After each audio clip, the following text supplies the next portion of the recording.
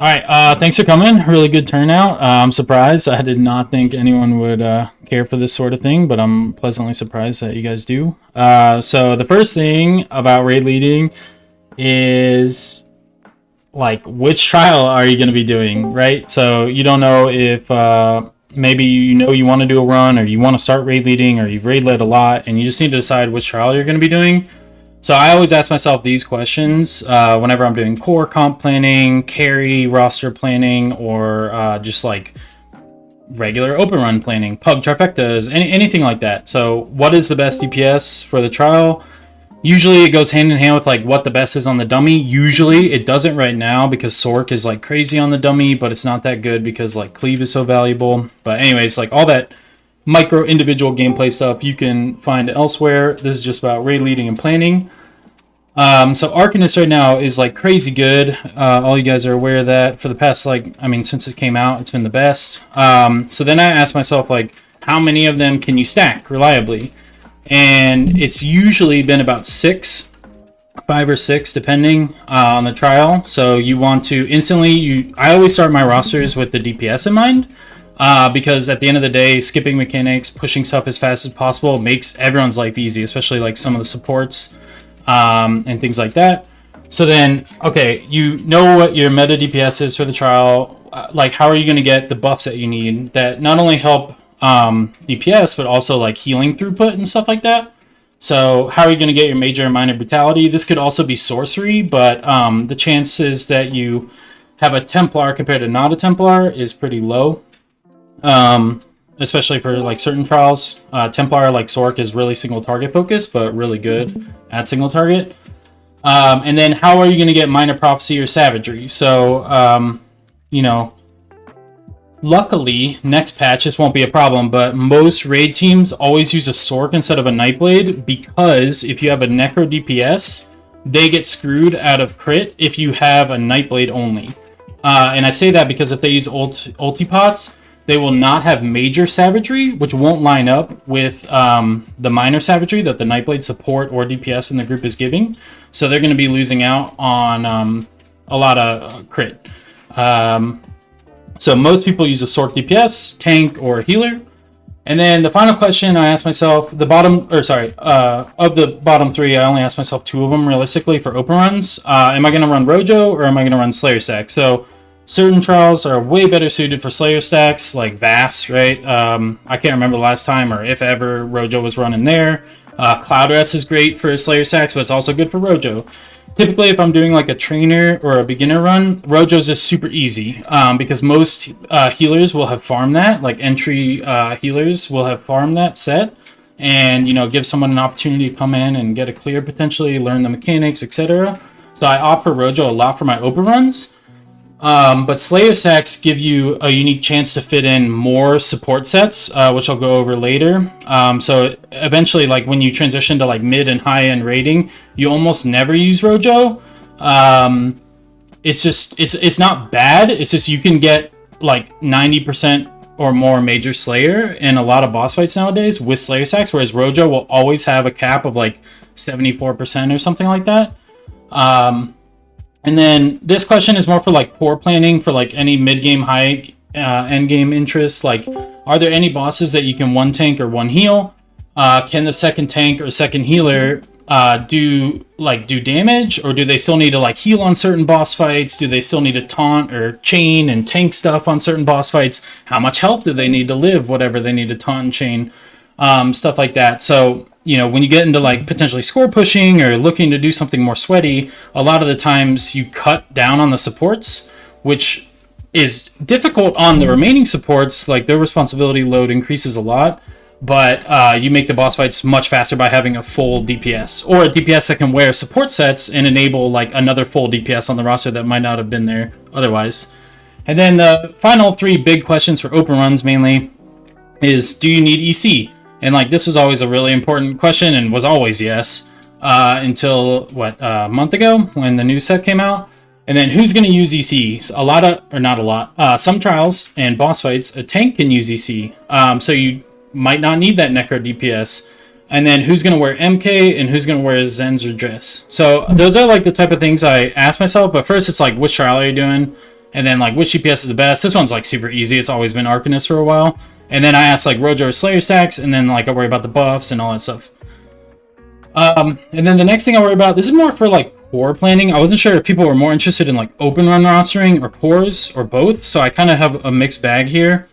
But the next most important thing, so you have your comp figured out. You're like, okay, I know I'm gonna run like 6 or 7 Archinist DPS. I'm gonna have a DK tank. I'm gonna have a Sork or Necro tank. I'm gonna have a Warden healer, all that stuff. Now you need to figure out like Ulti Order. So in order to go fast or safe, you well, your objectives will be different there, but you want to make sure that trash packs get killed as fast as possible. Trash is actually like really dangerous in some of the new trials. Like anything past Rockgrove, trash can be pretty gnarly if it doesn't die within like 10 seconds. There's like mechanics that sometimes people don't even know exist, and stuff like that, where things can really just mess you up. So making sure you have buffs and support ults for almost every single trash pack just ensures that your DPS are going to be able to do really good damage.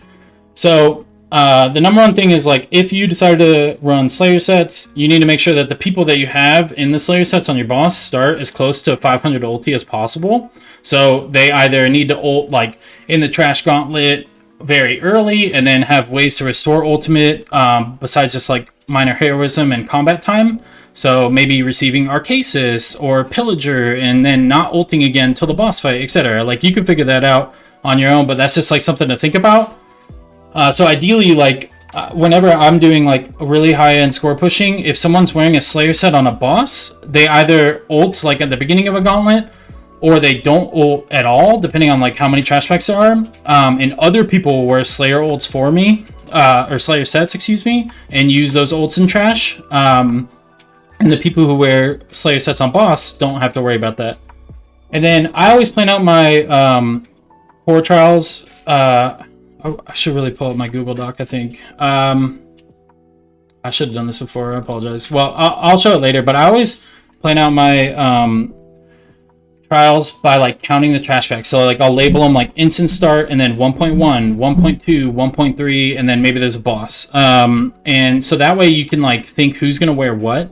And a lot of trials, excuse me, are spaced out in a way that there's some running time between trash packs. And so on PC, we're fortunate enough to have Wizard's Wardrobe, where we can switch gear, skills, food, potions, everything in an instant. And so we should use that. That's like a competitive advantage, a power advantage that we have as players and stuff. So you should use that as much as possible. As long as like the trash is spaced out in a way where people can be running and switch sets, you know, you lose 0 time. So that's why I like to like do each trash pack individually, because you can actually like make sure that bullet, well, it's not bullet, but point 3 here about Major Vuln, Major Slayer, Major Force, you have rotating ultimates and different people in different sets, each trash pack ulting and stuff like that. A big thing to note too is like a Sax Warhorn is actually really powerful. You can also put people in Yorvold War Machine. This is something I just started doing in the past year. I never thought about doing it before. I've actually used RO on trash. It's pretty good because trash packs die in less than 12 seconds in most cases. So and 1 RO proc or 2 RO procs covers the trash pack and doesn't have you commit an ult. So like right before a boss, RO can be good on like DPS or the half healer. But yeah, like a Sax Warhorn can cover you for like 2 or 3 trash packs depending on the trial. So that's like a cool thing to note there. So you don't need a horn every trash pack. You just need to make sure that the buffs are up. And as like a raid lead, I find it really invaluable to not only track all those buffs. I get a lot of flack for my UI. If you've ever seen it, it's pretty busy, and I know it's not people's favorite, and that's fine with me. Like, UIs are subjective. Customize it how you feel and feel comfortable. But for me, like everything on my screen, I'm tracking like basically 6 or 7 buffs at all times. Player health always like important to watch, as well as like my own abilities and stuff like that. So just make sure you have a way to track these 3 buffs, especially above all else, not only on trash, but like boss fights too. And then last thing about Ulti Order. So my favorite set in the game, like it totally made ESO like twice as good. It's a shame Update 35 happened around the same time, but Pillager is like game changing, seriously. You know, one player can wear it, and if they're at 400 ulti, you know, you're getting 100 ultimate on 11 people. It's actually so good for boss fights and trash. It increases like damage like crazy compared to dummy parses, all that stuff. And Crypt Cannon is a new addition that I'm not that experienced in. I've used it for one trial that I've score pushed, the Rockrove, but other than that, I haven't used it too much. I tried to use it in a VKA. It was interesting, but anyways, try not to ramble. Sorry. Appreciate you guys listening. So one thing like in the past 8 months that I've been doing a lot is using Archinist. So Archinist comes from the same dungeon as Elemental Catalyst. It's a heavy set. So DPS will wear it on like their rings, and then they wear a heavy piece, and then they wear like daggers. And Archinists like are really fortunate where even if they're in Archinist and like Coral Riptide or Sul'Zan or something like that, they're still gonna do a ton of damage and like be able to execute the trash pack maybe 1 or 2 seconds slower. And you can designate left-right stack or however you want to do it, 2 different stacks of 4 people each, and basically give 172 ulti back. So it's super good. You could put it on a healer or just have like a healer, like maybe you have a healer that pillagers on like the trash pack, 2 trash packs before the boss, right? And then you want them to get their pillager back by the time you pull the boss. You can have the healer leech Archinist from 3 DPS in one of these like left-right stacks on maybe a squishy trash pack. You can also have DPS use Acuity and Archinist so that the Acuity and their ultimates carry the trash pack. Like maybe it's a huge trash pack that it actually is pretty scary. You can front load your damage on that trash pack with a lot of Destros or Languid Eyes, and then have your DPS also wearing Archinist so they can get their ulti back for boss. And it's like a total time gain. So it's really cool. I like to analyze like anything. So here's a good example most of you might be familiar with is like Hoth. So you kill the Raptor boss, the 2 chickens or whatever, the first boss of Hoth, whatever you call it. And then you have that like forced wave of like RP and the spheres that come up and some Kagooties before Factotum, the second boss. That's like an excellent place to use Crypt Cannon and Archinist because that trash pack's really squishy. It takes time to form the stack, so no one's doing optimal damage on like all the targets right away. So you can be in your Archinist stacks while the tank stacks stuff up, and then, you know, recharge ultimate, and everyone can start with their ulti on Factotum, which is a boss fight like most, where the more damage you have, you can skip things and make it much easier. So Archinist is super powerful. You probably won't ever use it in an open run. So again, I made this like mixed bag, like core planning and stuff like that, as well as open runs. But yeah, this is one of 2 slides that I think will be really helpful for a lot of you. These are like the important sets that I always think of and consider when I'm making an open run roster or a core roster. So I know this like might be subjective, but this is how I feel as of today's date. So some of these sets might change for people who are watching the VOD way in the future. So yeah, as of like July 2024, these sets in green are the ones that I think you should always have in a raid comp somewhere on bosses and or trash. Yellow is very good, but tough to fit. Like eventually you do need people, you know, in full optimal par setup, so you do run out of space, so to speak. And ESO and planning your raid comps and all that stuff is all about like opportunity costs, in my opinion. Like how much can you get away with before you're actually like taking away damage versus just having someone like be in a selfish setup. But anyways, Pillagers, Alkosh, Zen, Martial Knowledge, Powerful Assault, Saxiel, at least 1. You can use 2, but nowadays with the addition of Zoran and some other stuff, using 1 is probably all you can get away with. SPC or Olo for Major Courage, of course. Elemental Catalyst or Lucent Echoes. Sorry, I forgot the name. Nazare and Spalder and Pearlescent Ward. I think those should always be spread across DPS, healers, or tanks. And then the stuff in yellow is like, you know, it's really impactful, but it can be super hard to fit, or it's like not good on certain fights. Maybe things are moving way too much, so your tremor scale can actually miss, which is a thing. Or maybe same thing with Archery, that can miss. Maybe the fight is so short, a Crypt Cannon literally wouldn't add much value. Or excuse me, maybe it's a short fight, Crypt Cannon's fantastic, my bad. Maybe the fight is like medium length, where Crypt Cannon isn't that great, or it's super long, where Crypt Cannon isn't that great and impactful. And then things like Archinist and Noon Attack, are niche. You know, you really won't see them except for super high end rating, but they're extremely strong. Noon attack gives you major brittle, which can be extended by Nazare. So things like VSS, Snake and Rockgrove, certain VHoff bosses like the Spider, Arcosodian, I think it's called, Factotum, like almost all the VHoff bosses actually is pretty good, because all those fights are like less than 40 seconds, which is the duration of Major Brittle, and then you don't need to run EC and stuff like that. So there's a lot to consider when you're planning. It all revolves around DPS, in my opinion. Like I was saying on the first slide, you know, you as a raid lead, not only do you have the social side of things, which I'll go over at the tail end of this, but you have like the math side of things to worry about. Like you need to make sure that people are doing as much damage as possible at a macro level, like setting them up for success. And this is how you do that with the sets. And then these are important skills or debuffs to use, or at least consider when you're making a raid roster. So you have Igneous Weapons, which is a way to get major brutality. It also gives minor brutality, but tanks are casting other things that can give that. Stagger is phenomenal. I've seen like tons of discussion the past month. I'm not going to throw out a number that may or may not be incorrect, but I think it's worth basically about 4,000 DPS at least on each DPS class. And on an Archinist especially, they get a hit of damage every 0.3 seconds during their beam. So it's extremely potent. Frostcloak comes from a Warden. So most of the time, this is why you always have a Warden healer. Some trials, Warden tanks are really good, like VK and VSS. So you'll see a Warden tank there. But Frostcloak gives major resolve, which the less armor you have, the better like buffs like this are for mitigating damage. Actually, I might have misspoke there. Maybe like the closer you are to cap, getting cap is like really important. But anyways, if you're a squishy DPS, like, let's say you're an ECMK Necro, and so you're in light armor. Like, having Major Resolve, you'll take a noticeable amount of less damage than you would without. But certain trials now, with the addition of Major Evasion on every DPS staple build and Minor Evasion coming from Archinist or simply existing, certain trials don't need Frostcloak. So don't get trapped into thinking you always need a Warden Healer, but you can't go wrong with one, especially for open runs.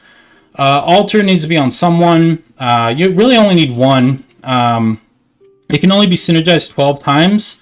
So if there's a super high damage fight like Teleria or Falgraven, make sure you're casting it maybe a little more than once every like 28 seconds. Like I like to cast mine basically every 22-23 seconds when I heal. That way there's a fresh one down, so that if a tank or someone else gets in a tough situation, the second they come off synergy cooldown, they can take it and it's not like capped out and been used up. Warhorn, of course, you need that, not for two things. The Major Force is invaluable. You know, it's one of the highest damage buffs. But also the aggressive Warhorn part, a lot of people get caught up thinking that that's not important. That's like the equivalent of 330 spell damage of weapon damage, the resources that it gives. So it's super potent that you always have that up. It's way easier to maintain than Major Force. I think just 2 Warhorns with like Pearls and Pillager and other things that restore ultimate for certain people in group that might be using Warhorn can kind of upkeep 100% on the aggressive Warhorn part. Barrier, I put niche. So like Barrier is fantastic for open runs and beginner cores, and it is insane. Like it makes certain strategies and things possible that wouldn't be possible without it, but it also like isn't needed in a lot of places. So that was kind of like maybe a hot take for me. I put it as orange. Maybe I could have put it as like yellow probably. Anyways, I know I'm taking a while here, my bad. Major Breach, no brainer, close to 6,000 pen for people, super important. It must be 100%. Zenas, it's one skill. I've seen people complain about having to run Zenas. It's only about a 4,000 DPS loss for the person running it, so, just tell them to co-parter. Crusher Enchant is super good. Same thing, you're trying to make sure your DPS are at near 18,200 penetration as much as possible, and that's what makes it possible. Weakening Enchant, super strong. On certain boss fights, it can make things like Falgraven. I'll use that. Sorry to keep talking about VK, it's just such a good example trial. But Falgraven is one of these trials where you used to have to shield for instabilities. Like two instabilities would kill you unless you had a shield. But nowadays with Major Evasion, Minor Evasion, Major Maim, which I forgot to include on this list, and Weakening Enchant, you can stack 2 instabilities and live with about like 4k HP if you're in Bystat. So it's super, super strong for Arcanists because they don't have to block or shield or anything like that, run any funky stuff that might lose their damage to live on Falgraven. And then Sork Atronach ulti, that gives Major Berserk. So one of the strongest damage buffs in the game. Usually why I personally don't like Sork healers, whereas I do like Sork tanks or Sork DPS, is that if your Sork healer is wearing Pillager, they won't be able to use Atronach as much as possible because they're gated by that 45-second cooldown. And then Major and Minor Cowardice, they're really good, but they're tough to fit because you might not have a Nightblade healer or a Nightblade tank. But with Scribing, I think you can get one of those or maybe both of them, so that, you know, I'm kind of talking pre-scribing here because I haven't messed with it too much. Guard, certain fights like literally can't be done without it, like Boss A. Okay, I mean, of course you can do it without it. I'm sure like someone's saying, yeah, you can, but like it's just kind of silly to make your tank work that much harder without it, so you use it. Damage Orb is super strong. It's like the second best synergy in the game behind the Undaunted taunt. It adds a ton of damage to your DPS, so you should always have someone running it. Usually the Necro DPS or a tank runs this. Templar Ritual, you know, sometimes you have a Templar, sometimes you don't. It makes your Alkosh guy like love raiding because Alkosh is super easy to get 100%. Glyphic is like super strong. I've only used this once strategically when I was getting my first Mindmender back on like PTS and release. We found Glyphic to be really, really strong on Ansel during some spike damage points. I really haven't found a use for it besides that, as well as dropping it in trash for like some super, super extreme high level score push stuff where you can like increase your combat length and get in combat again to use things like Arcasis. Bone Surge and Ring of Preservation, really hard to fit, especially if you're like one healing, but super, super good. You can get Major Vitality from Bone Surge and Minor Protection from Ring of Preservation, as well as being like a really strong heal. It's just super tiny. And then Minor Vulnerability and Minor Brittle, you know, so good, it should always be used. And then Major Brittle comes from Noon Attack. You know, when you can use it, it's like one of the best things ever. It's just really tough to use. So I know I've covered a lot, but like I'll link the slides and the VOD, like I said, and you can like reference these. So when you're building your team or your open run, just like look for the green stuff. You can't go wrong. Like no one's going to squint at your roster if you have all the green stuff. Like straight up, all the green stuff will cover you. You can clear everything, every trifecta, as long as you have the green stuff in there. And then if you want to get fancy and smart with it, you can use the yellow and orange stuff. So personally, like this is all subjective, I guess.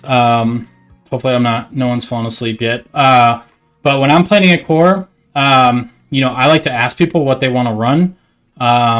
Especially DPS, like, hey, I know I'm going to need a Dragon Knight to run Zen, or a Sork to run MK, or a Necro to run EC, or something like that. I like to kind of ask people, because sometimes some people really like their Sork or Necro or DK, and they just want to play that. And that's, like, nice for me personally, because then, like, I don't have to worry about, you know, sticking someone who wants to parse and be an Archinist or a Templar or whatever's meta, on a support set, and then they're going to be disgruntled basically for the whole prog. So I like to ask them, but just remember, like, as your job, no one's like, it is impossible for all 11 people to be happy. A lot of the times, me personally, I put myself on some of the crap that I know people won't want to wear, and because whatever, like the joy for me comes from like hitting the goal of the prog or the run. So I don't mind like sacrificing my own like individual gameplay fun for like the greater good type thing. But eventually someone might have to make some sacrifices. Some people do, like, I see a lot of people, especially newer players like X, Parsark and stuff like that, and they just don't want to be jailed or put in DPS support sets. That's fine. You know, it's a video game, like they're allowed to do what they want. But if you're in a core, eventually, at least how I do my cores, eventually someone's going to wear a support setup or do some like heavy mechanic role where they're not going to be the top of Hodor and logs and stuff. And, you know, they either need to get with it or get lost type deal. So I like to value the people who don't mind anything and are really into mechanics if needed, like whatever the team is after. You know, those are the people that you should kind of hold on to long-term type thing. Because you can teach damage, you know, no matter what class is meta. You can always like find a video of a really good player like parsing on a dummy or parsing in raids and copying setups from logs. Like you can teach that to people or yourself, like if you're not a raid lead but just like wanting to get better. What you can't teach is like a good attitude, and I go over that later too. It's just super important. And then this is just my motto. I actually copied this from when I was a baby. I was watching an old team called Stress Tested. They're a European team, and they're going over setups. And their raid lead was like swapping people. Like, so this one guy was like wearing EC, and then the next trial, that guy was like going to get the parse, and then someone who was a parse in the previous trial had to wear EC. So I was like, you know, I kind of like that. Like, if you hopefully have a core with people you get to play with for a long time and low turnover, it keeps it like fair, keeps it fresh for everyone. You know, you get good perspective and all that. Like as the DD players, they're engaged and not just doing the same thing over and over in a different trial. So those are just like some of the tips and tricks, like, or things that I think about when I'm making a core. And, you know, I do think it's really important to treat a core like a democracy. I see a lot of people go wrong when the core is like a dictatorship, where, you know, anything they say goes, like, they cannot be wrong. Any input or feedback a raider has, like, whether it's socially or about morale or like how harsh they're being and stuff like that stuff is super valuable. You know, take what your people are saying to heart and try to incorporate it as best as you can, you know, but also at the same time, don't be afraid to say no. Like, I'm not saying like just be a yes man to whatever your raiders tell you, but it is important to find that balance of like, hey, I think you're right about this. Like, you know, that's a great idea. We should try that out. And then sometimes it might not work, but like, you know, we're people, like, you like to feel like your opinion is valued, and just make sure you have that type of like empathy when you're running a core. This one is just 2 points real quick. 1 second, I need to take a drink of water. So, expectations and goals. For me, my open runs in this Discord, I know we do, I'm very blessed that we have an extremely talented player base here, where we can do basically the hardest things that you can pug pretty consistently. But I also do trainers. And the reason I'm talking about this is when I do trainers, my expectation is we are not going to clear. Like, we're coming to get reps. People are off-rolling maybe. People are doing something for the first time in a new environment, and they don't want to mess up, and they're nervous as is. So my expectation when I go in as a raid lead is we're not going to clear. That personally keeps me less intense and more focused on like teaching and not really caring about silly mistakes that I've seen happen like millions of times. I'm just like, hey, like, that's totally normal and stuff. But then if I'm doing something sweaty, you know, set your expectations in your open run post, and just be honest with people who sign up. Like, I know a lot of people get upset if they get roster skipped, but like, trust me, I've had to kick people from cores. I've had to replace people mid-run and open run stuff. I like some really like nasty stuff that you don't want to have to go through as a raid lead personally. Just take it from me. The more upfront you are about the expectations and what you're wanting out of the people who are coming to the run, the better it is for you, and like your own personal ambitions and stuff and satisfaction of the run, as well as like them. Like, you're not going to hurt someone's feelings by like not letting them come to a run, but you will by like having to kick a mid run because they're like super inexperienced or bad, or new or whatever, you know. So I just find expectations like super important for open runs, and just, you know, a little bit of conflict up front by like roster skipping, or maybe DMing someone if they have a problem about being roster skipped, like, hey, this is why I skipped you, like, I had this super experienced friend signed up and like I'm wanting to do this. Like, just talking to people, especially not publicly if they're offended, really helps. And then I like to set goals. So like, I've been raid leading in a lot of games and ESO for like 4 years now. Having a clear goal is like super important, and try not to like move the goalpost. So like, if you achieve your goal with your core, like maybe you want to get a trifecta in X amount of time and you achieve it kind of quickly, don't like immediately be like, okay, we're going to keep going and get a better score or whatever. Like, have a chat with your team and be like, hey, we accomplished a goal. I think we could like maybe be faster. Or would you guys like to move on to like the next title, next trifecta? Do you want to stay here and like try to improve it? Like, what do you think we can do? I find that your team will be happier and more engaged when there's a clear goal defined and you're not constantly like shifting goalposts, like for your own personal you know, satisfaction or goal, like your own personal goals. Make sure you're understanding that you have 11 people who are giving up X amount of time per week to like raid with you. And then I'm almost done, and we can do questions, and then I'll walk through an example roster. So when I was building the slide, I laughed and I texted Medley. I'm like, I just built the most, work slide ever. But I really mean this. Build meaningful relationships with your teammates. One thing, so I've been leading a core that accomplished a personal goal of mine that I'm really proud of recently. And one thing like I've done over the years is just like not constantly, but like every now and then just check in on your raiders, like let them know that you're really appreciative of them. I'm not saying to lie, don't just say this like, oh, like, I need to do this. Like make sure it's genuine, but just check in on them, like tell them how much you appreciate them, like raiding with you. Someone is giving up like 6, 4, 8 hours a week to play with you on a consistent basis. They're sacrificing like maybe some social events or family things. You have no idea what's going on behind the computer screen, so just make sure like that they feel valued and appreciated, because without them you can't run the trial. And then social chatter and core chats. So when I first migrated from WoW is what I used to play, to ESO, I was in a bunch of cores, and like no one talked in raid chats. It was actually really alarming to me. I thought I didn't have like permissions to see a channel, and I remember like talking to my first raid lead, and I'm like, hey, like why doesn't anyone talk or like joke around? And he's just like, I don't know, that's just how ESO is. And I'm like, what? So when I started like a couple of my cores, I just made sure to like encourage like chatter and memes, or just talking about other stuff going on in other ESO communities, or even real life. Like find commonalities and like try to make friendships. Like I know it sounds so cheesy and stuff, but not only will it help you in like your mental health of like how much work you're having to put in outside of raiding for planning and all that stuff, and maintaining like different egos and things on your teams or whatever, or your community. It just like makes you have fun.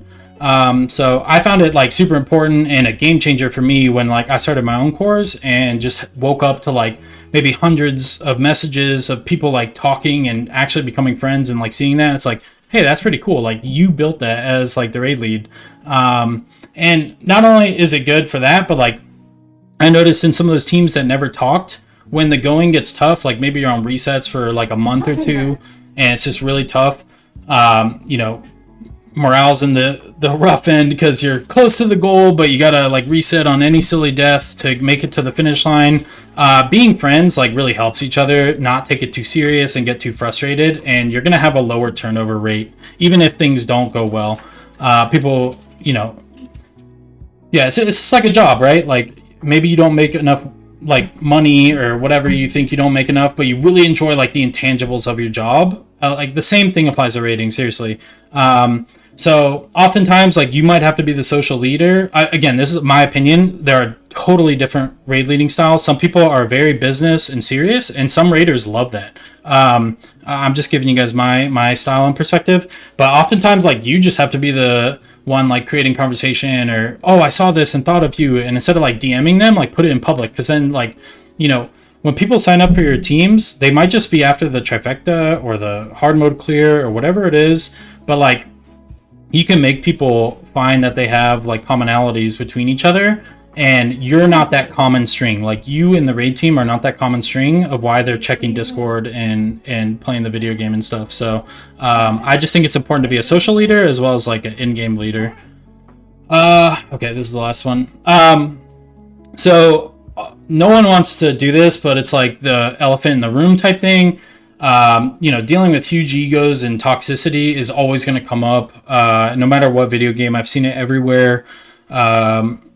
People say ESO has a really friendly community, but there are some really toxic people. It's just how it goes. So I know me, over the 4 years, I've felt like strong-armed by like certain people. Like maybe you have a super high DPS on your team. It's like, holy shit, they're like really mean to some people on the team and making me question things.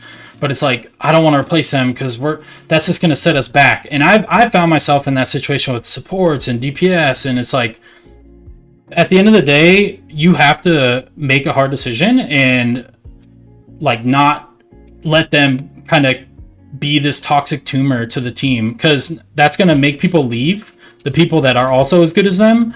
And it's just going to deteriorate the fun of the team. And you know, every time this has come up for me in WoW and ESO when I'm leading a team, I always like get pissed at myself for not kicking that person sooner.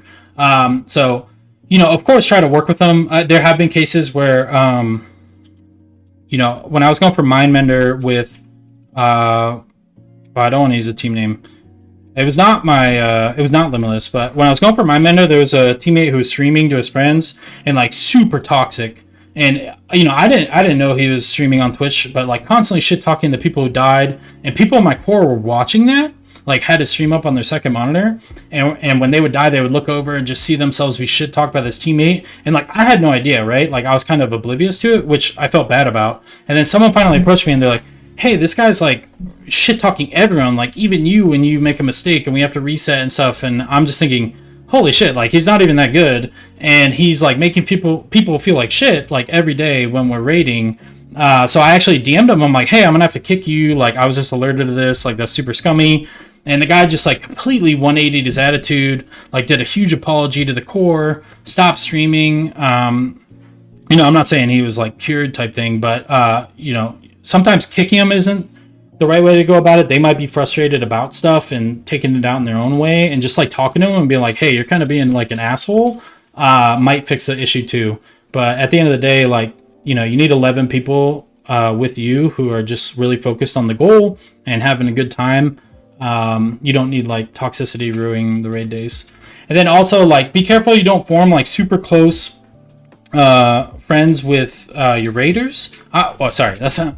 Of course, be as good friends with your raiders as possible, but be careful, like, after a raid ends, that you're not just hanging out with people and, you know, people leave, and then you start, like, not publicly, but, like, venting your frustrations to maybe a few people, because then you might give them, like, wrong ideas of, like, your internal thoughts and, you know, what you're thinking about certain people who are struggling, and they might take it the wrong way and then tell that person, and it just might cause issues for you, and it's like, you shouldn't do that, because, like, as a leader, you hold, like, a silver tongue, and you really kind of make people believe what you're saying, especially when it's about like the video game and the people, you know, people's performance and things like that. So just be super mindful of that. I've got myself in trouble with that over the years.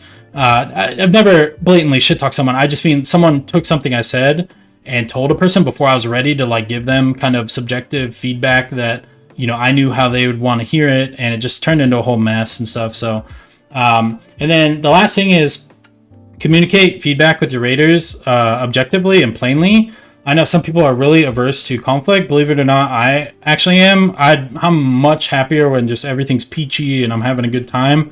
But every now and then, like something really important comes up that needs to be addressed or said, and the longer you wait to say that, the worse it can get. And maybe there will be a big fight. Whereas you can just say something like very matter of fact.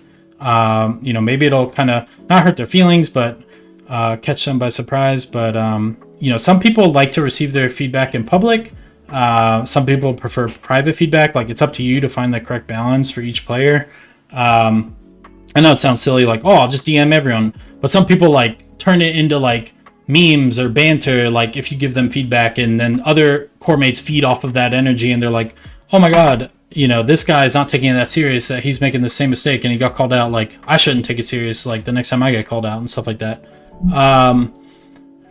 So I was going to walk through creating a trial trifecta roster, or just a hard mode of like someone's choice. But I guess I can field questions first, and then at like 8 p.m., since this is going till 8:15, I can walk through a roster and like what I do in my mind.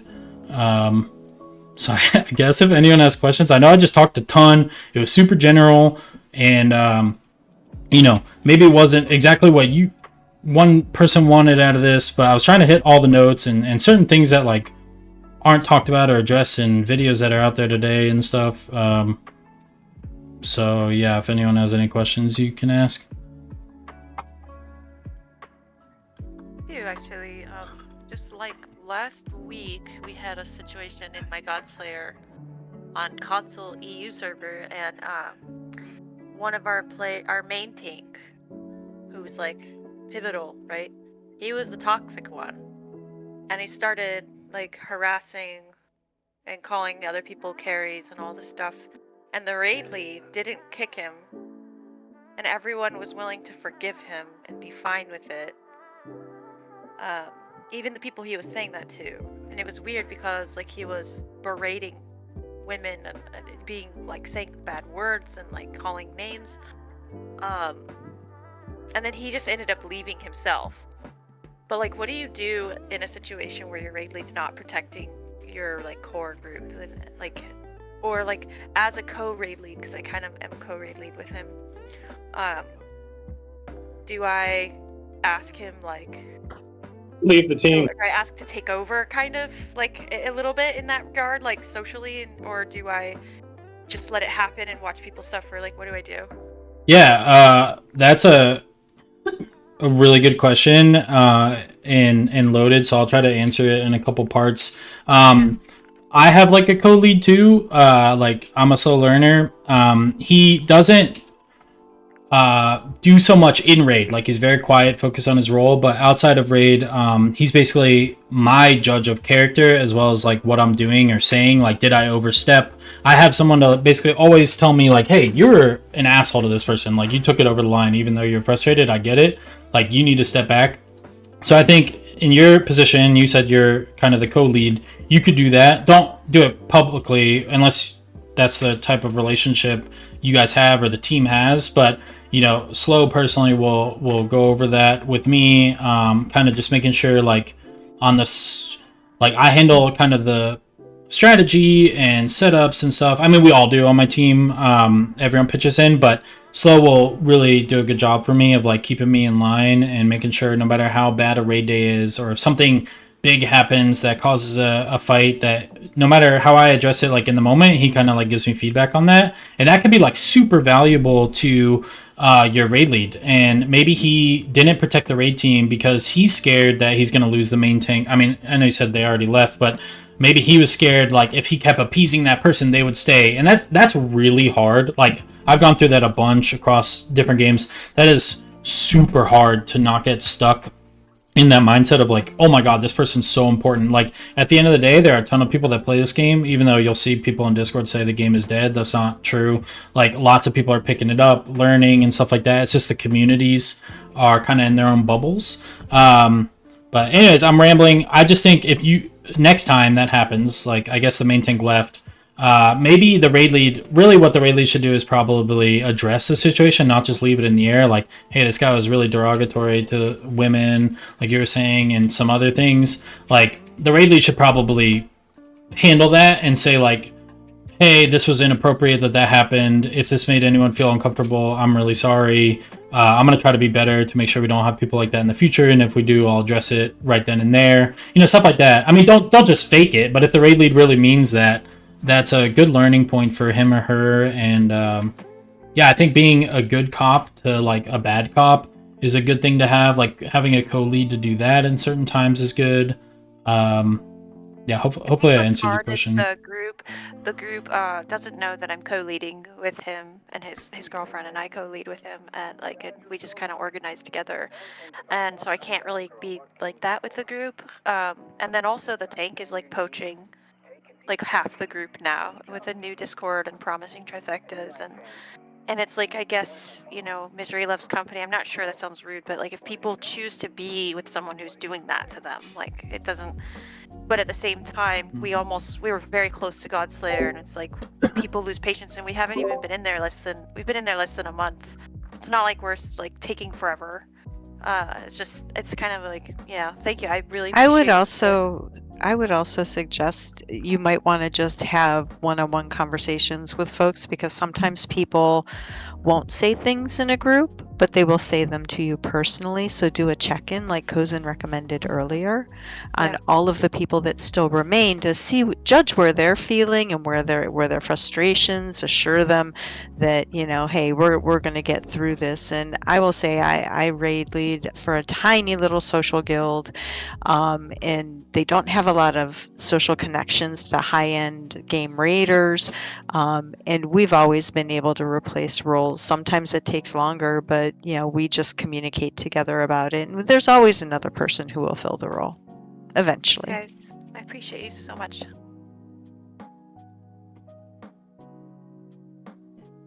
Yes, that's a great point. And especially if they're poaching, I mean, that sounds like, as much as it sucks, like going through a roster prog or bringing in a whole new people, might be the way to go. Just distance yourself with the remaining people that aren't about that guy and his personality. Just distance yourself from that and move on. Like you said, you haven't been in there long enough and you're already close. You can do the same thing with new people. It's hard. Believe me, it's hard to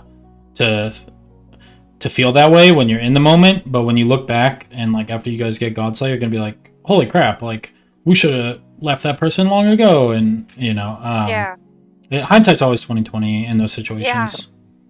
Thank you so much, you guys. I really appreciate all your input so much. Any other questions? It can be about anything. It can be like specific, like my opinions on sets, trials, stuff like that. It doesn't have to be. What's up? Oh, I thought. So I have a question because this has come up. A couple people have asked me about it, and I'm not sure how to answer it. With the move to hybrid stats, I know you mentioned looking for the brutality and what have you. I know I see a lot of people that want Templars in group. Is that just for the execute? You don't need the sorcery if you have the prophecy, right? Yeah, good question. So sorcery is the same thing. Not the same thing, but it's interchangeable with brutality. And so brutality. Sorry. Yeah, and because actually, let me go back. Because stagger is like so impactful damage. You're typically going to have a decaying group who can just run igneous weapons as well. And like 90% of the time it's going to be a tank. But sometimes it's not. Like actually lately Sork tank has been gaining a lot of power in comps. But anyways, I digress. So the reason a Templar is used a lot of the time is a lot of the time that I have a Templar in an open run is because maintaining Alkosh without ritual can be challenging for someone. So it's definitely a skill. So synergies are pretty interesting. Orb, everyone can take a healing or damage orb every time it's cast and they're not on their 20-second individual cooldown for that. No other synergies like that except for ritual, and then like certain synergies they need to have proc conditions like alter below a certain health. That might not always be the case, right? So orb and ritual, basically every 20 seconds you can use one to have 10 seconds of Alkosh. So just with those two synergies alone, you should be able to have like 95% or more Alkosh, which is like amazing. So for an open run or a beginner core or any core really, having a Templar, if it makes sense, is fantastic because your Alkosh person should easily have like near close to 100% Alkosh because they're not only getting Orb and Ritual, of course they're going to get Alter every now and then, Fulminating Rune, Inner Rage, stuff like that, but Harvest, things that you can ask DDs to block synergies, and believe me, I played at like all levels.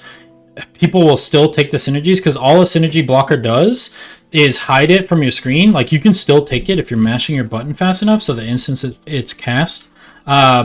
So at the end of the day, having the ritual just secures that Alkosh should be extremely close to 100%, which is going to greatly increase the chance of success for your boss fights and trash fights. Awesome, thank you. And Templars are in a unique spot where they can do a lot of. They're like Archinists, like I was explaining with like using Arcasis and trash. Templars don't need to wear too much gear to do good damage. I'm trying to think of a class. A Dragon Knight can do a ton of damage, but they really need to be in like Reliquin and Rune Carver or like Reli Aegis Caller. I said Rune Carver. They need these setups, and if you take one or both of them away for support or debuff sets, they don't do as much damage as they could. Whereas a Templar can be in War Machine and Deadly and still do like respectable damage, especially like a Stamplar. So they're great options for like, healing certain boss fights and then DPSing certain boss fights, or being that War Machine Slayer DPS giver. So that's why you'll see them used. But in my opinion, whenever I saw the Templar, it's like it's for the ritual. Is what it comes down to. So yeah. Yo, what's up? Hey, Just a quick question. If you're doing like mainly single target, like is there anything where you can do just full single, full send, or do you want at least like an arc or a DK in the group? Because I assume is DK the most single, or isn't it like Sork? Or I haven't been following U43, but like let's say you're not running Lucent where you need a lot of cleave. What would your comp look like in like a full single send type thing? yeah. So I think like a VCR triple skip is a good example where you can one tank, one heal it, and then you have 10 DPS, right? And you don't care about doing any AoE damage in a sense. The problem is, even though Arcanists like get outclassed by certain classes in a sustained long fight, like a Sork in Highland Sentinel or some of these other sets that they wear on the dummy, completely dumpsters on like every class single target, right? The problem is when you add in Pillager and potentially Crypt Cannon, Languid Eye is so cheap and so much damage that it puts them ahead of Sorks. And like a Sork Atro is fantastic damage and a great group buff, but an Arcanist is just so much damage. Like I don't want to say low skill. The skill expression in Arcanist is really weird. There's definitely a difference between like someone playing it for the first time and someone who's like extremely good at it. But you know, you don't need to be in range of the boss, which the sweatier you get, the more damage you might be taking, and dangerous things might be going on, and a Sork or something might be limited to that. There's just like a lot of reasons, but the main like objective reason is just like number of ultis used. And even though Atro is very cheap, like Languid Eye is just like extremely powerful. Gotcha. It's hard to beat their burst basically. So like even in a VCR, where in that example I was using, Arcanists are basically one of the best classes to use, besides like a Parse Sork or a Parse Templar, just because of like ulti timing. So would you say they even beat out DKs because of that ult? Like if you're optimizing your ult with Pillagers and maybe Crypt and everything, they would even still outdo DKs in single? I don't think so. So actually, I guess a better example is Zelvaka. So Dragon Knight like shits on Arcanist there because it is a like a bursty fight that is long. So and it's single target focus. Like there is stuff that needs to die, but as long as it's stacked near the boss, DKs have a good amount of cleave, right? And so things like Crypt Cannon and Pillager can be used to make sure that the DKs get standards for when the boss is actually active. Whereas they can kind of recharge in a sense or re-pool their ulti on clones or stairwells and stuff like that. And that's where like Arcanist loses value. But it's in a long trial, you have to think about like trash damage. You have to think about the other boss fights. Sometimes a boss takes so much time like that it is worth maybe stacking one or two more like Dragon Knights in that example than an Arcanist, because they're so much more like favorable to the Arcanist in that case. It's just really hard to beat Arcanist trash damage, to be honest. So when you get into full trials, it's it's tough. Cool, thanks, man. I have a question. Yep.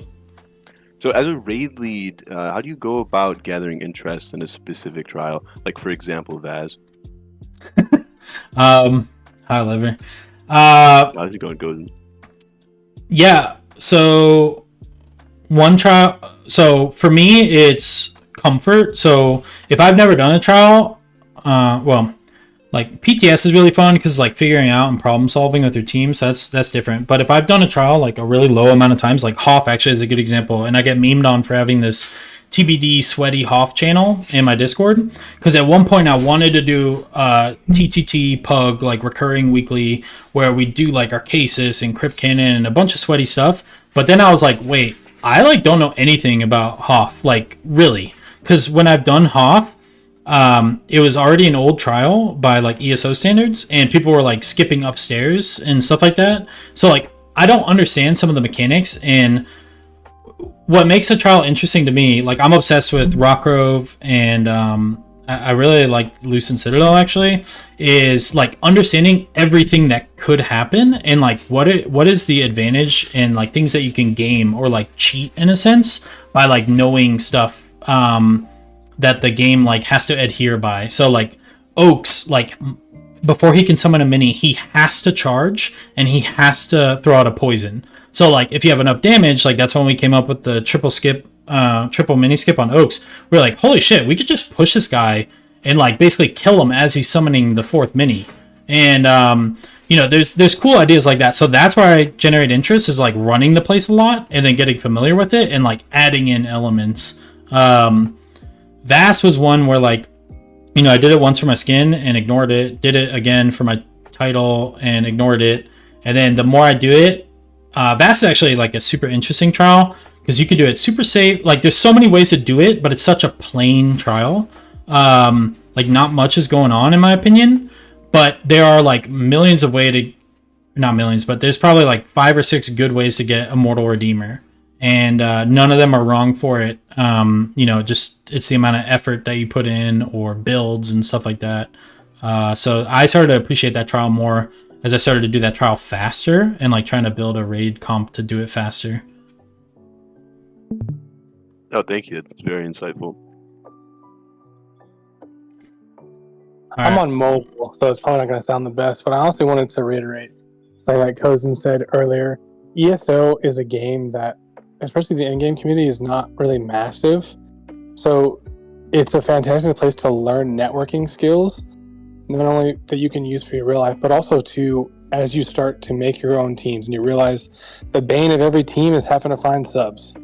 So if you're able to network and show people, hey, my group is a good learning experience, or my group is a place that you're going to come laugh and enjoy, compared to when you see groups that you're like, oh, they're, like Cozen said, like, I'm watching the stream and this dude is just roasting everyone on the team. Like, you're not going to want to sub for a team that you're getting shit on the entire time.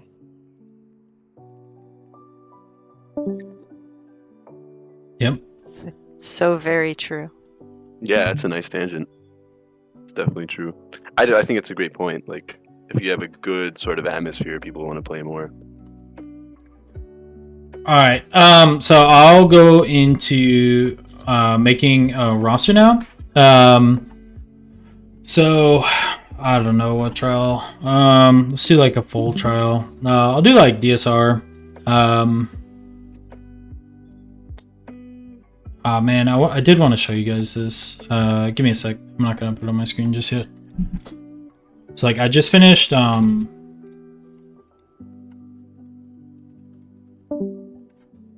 just finished my next thing that we're gonna score push in my main core.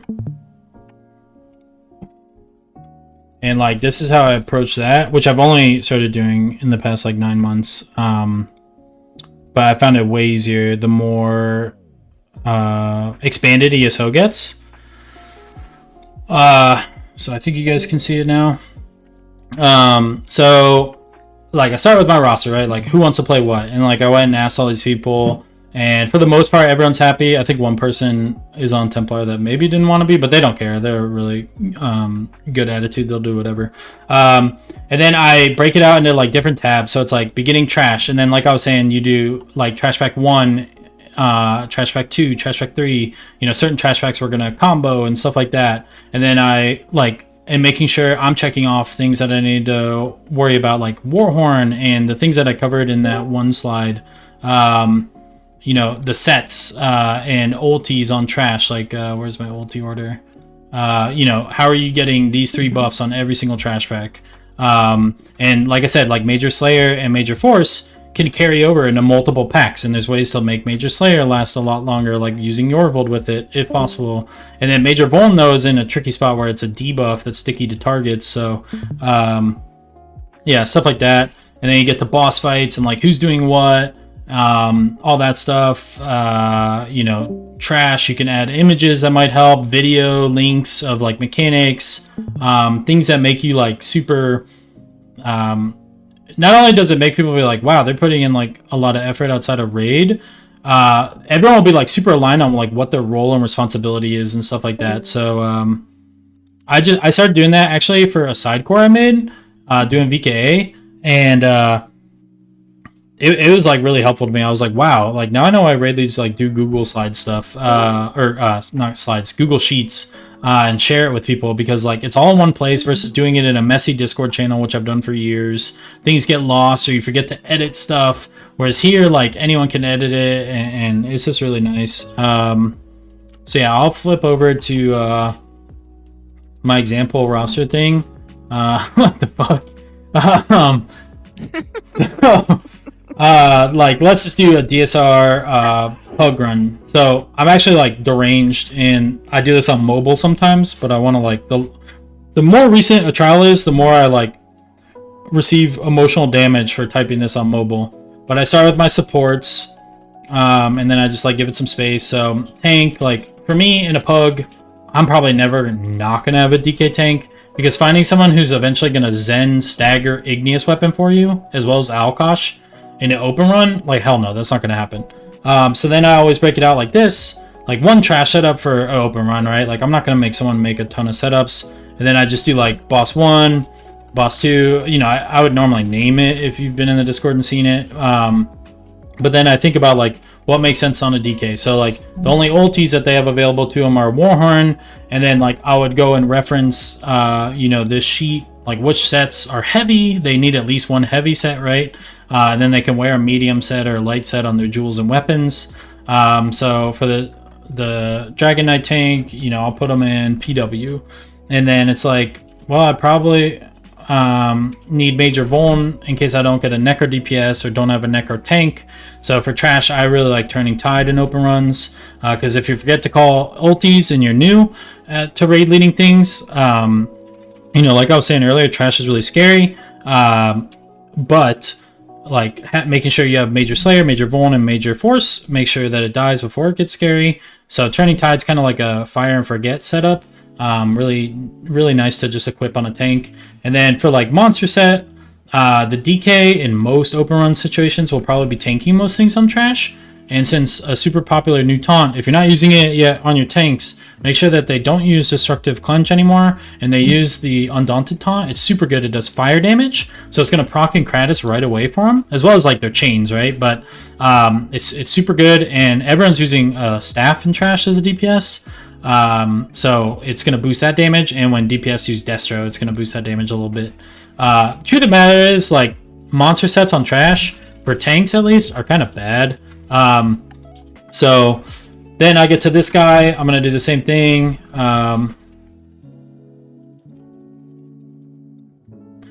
And, whoops. So for the Necro, you know, he's going to use an ult that's not Warhorn. So when I do have this guy go, I want to get something out of it if I can, besides Major Vuln. So Sax is like the easiest solution. That's why you see Sax on a lot of rosters on the Necro tank, or a Sork tank. Sork tank applies the same logic, because they are not using Warhorn, right? You want either Frozen Colossus out of your Necro, or Atro from your Necro tank.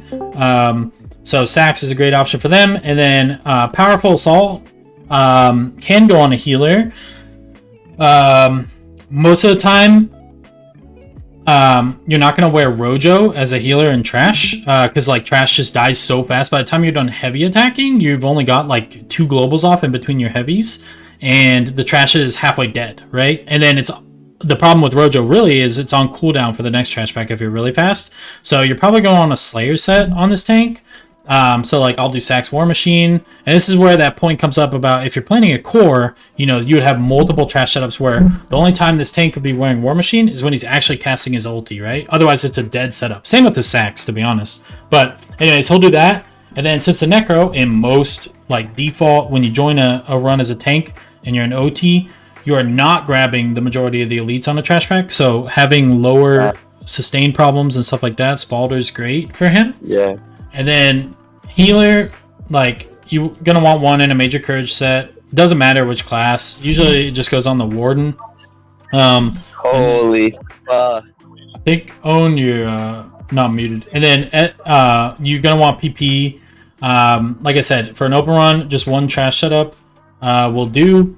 Even though like PP has no value, similar to this guy up here when he's not ulting, it's still good. And then Ozon is a great defensive set. Monster set to put on trash.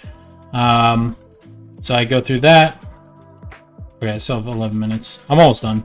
The supports take the longest. DPS are easy because I don't tell them what to wear.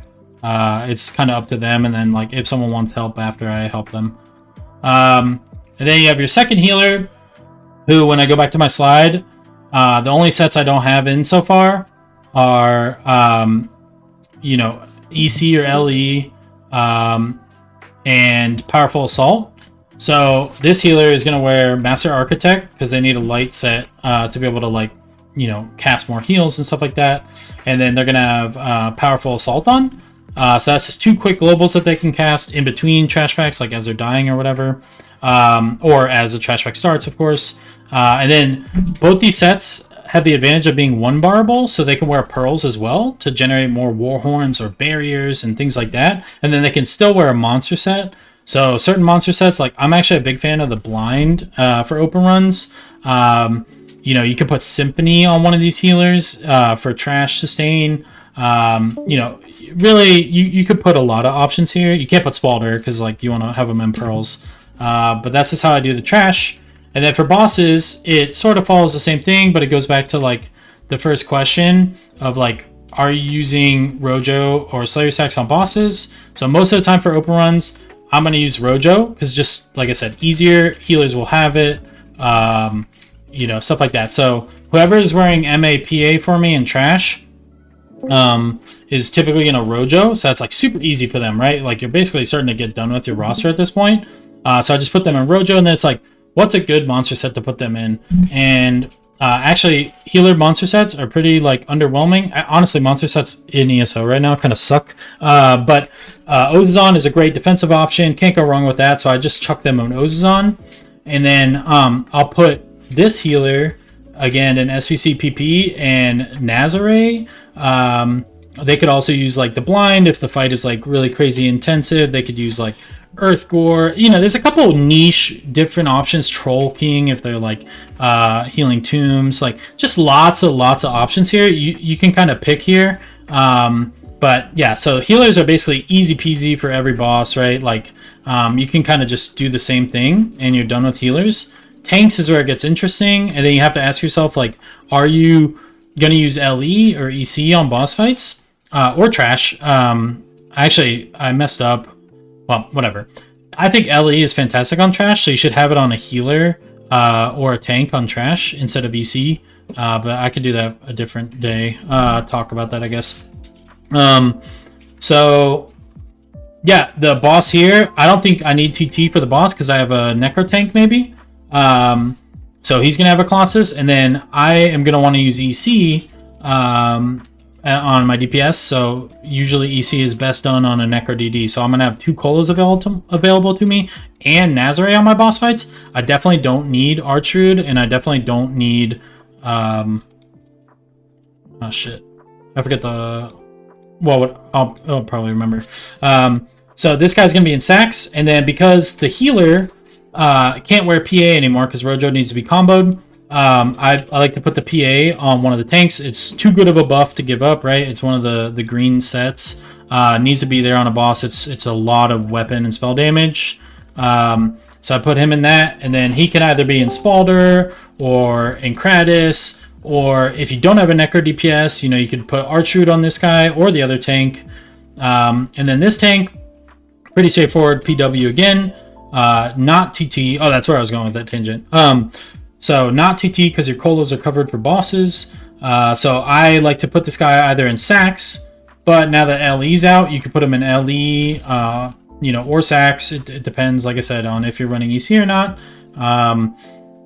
You could do TT, like certain boss fights TT is really good. Certain times, like maybe the DK tank needs Elfbane or something like that. So there's a lot to play with. Like this is your flex spot for a tank, in my opinion. Or it could be on this guy too, right? Like PA needs to be on one of these guys. There's a lot of like options here. And then for monster sets, you're gonna want Kratos or Tremor Scale maybe. If you're using Alkosh, you don't need Tremor Scale. Sometimes there might be an instance where you don't use Alkosh, like Vass. I know I'm doing a DSR roster, but you don't use Alkosh there, so you would want Tremor Scale for sure on one of your tanks, basically the tank who's taunting the most. So you can do a lot of things here. Depending on the sets, the tank also gets a mythic to play with. So on Teleria, you know, the Necro could wear Death Dealer's feet eventually to give them more health and resource pools, stuff like that. So you get some options. Reef Guardian for open runs. It's pretty tough on the tanks. Experienced tanks won't need it, but I like to make my flex spot. Actually, I'll do it like this. I like to make my flex spot that I was talking about Elfbane for them. That way, when they magma, it lasts 20 seconds. They can get out of sticky situations. Again, I'm going to put them in Kratos there because your DK is going to be like standarding. You have walls doing a lot of damage, stuff like that. And then, you know, this guy, Reef Guardian, even though normally I put Rojo Ozes on here, you could just go Sax PA again here. But Reef Guardian is actually a really easy fight to do Slayer sets. So like if you're new at raid leading, it's kind of a no-brainer because you're never going to have more than 6 DPS upstairs except for a couple points. So you don't really need Slayer sets because when a DPS ult behind the boss, the only other people near them are the healers and the DPS. So it kind of just spreads nicely. But if you, to keep it consistent for my example, I would just do Sax PA here and then Spalder for sure. This tank taunts like nothing but animals and mages on this fight. And then in DSR, the tanks switch roles a lot when they get to the last boss because it's really dot heavy. So Necro in the past used to be a lot more suited than DK, still is, but and then there's a green bubble on Teleria that sucks away your resources, including ultimate. So a really popular thing is to put this tank in TT actually, and Sax as well as Archdruid, and that way if you get a bad green bubble you can still have a lot of good major vuln. This tank can basically keep it up himself with his colo. Super nice. And then this tank needs to wear a PWPA as a result, and then you need Spalder because this guy's out of group tanking the boss. So you're basically done with supports. And then for DPS, I literally always start all my rosters like this, like Easy Crow, Sork if I don't have a healer as a Sork. I didn't put classes here, but this guy, I'll just make a Warden. And then this guy could be kind of anything. Probably going to do an Archinist, though. And then, so I do need a Sork somewhere. Since I opted to not use a tank, even though they're great. And then you need a DPS to wear Zen and Alkosh. And you can do Zen on an Archinist and a couple other classes, like Templar. But they really have to gut their optimal bars for that. So a DK just makes the most sense. So I'll do like Zen DK. I know some people abbreviate like ZK I've been seeing. I just usually type it out, but Zen Alkosh. I know I was talking about optimal DK damage earlier and how they want both par sets. But Zen Alkosh DKs can actually do a pretty good amount of damage. It'll be nowhere near a full par CK, but still pretty good. And then from there, you just want 5 DPS. So I just do it like that, and then I'm done. So I would just like post it like that and then, you know, ping whatever your rolls are. So that's just kind of how I go through it. I just reference this a lot, making sure I always have the green, like I said. And then if you can use yellows, that's cool. If not, you know, all good. You can clear everything in the game with the green sets. So I know I didn't put MK on here. That's actually because like for my open runs, usually it goes on the Sork, right? Because they don't have any channels besides rapid strikes. And their stam cost is relatively even to their their stam consumption is relatively even with their regen. So it's really easy to MK and still have enough stam to block or dodge and do some things you might need to on a fight. So I like to just have the Sork do MK sometimes, but in an open run, especially like DSR where 2 of the fights are pretty AoE heavy, I actually just don't worry about it. I found it's tough to fill that position if you ask for MK. So, but the sweatier you run, of course, you're going to want MK in there. It is one of the essentials. Very good damage boosting set, stuff like that. So it is almost 8:15. So with that, I think we'll be done. But yeah, thanks for the turnout, guys. Hopefully it was somewhat helpful. I know I talked a shit ton. And this is all my opinion. There are tons of ways to be successful and lead your team to success in ESO. So, you know, don't think whatever I said is the one truth. Just use my perspective for your own gain and success and stuff. So thanks for your time and coming. I really appreciate it. No, thank you for doing this. This was fantastic. Thank Much you for appreciated. hosting, Kozen. Yeah, thank you. This was great. Yeah, appreciate you, cousin. Thank you, sir. Thanks, guys.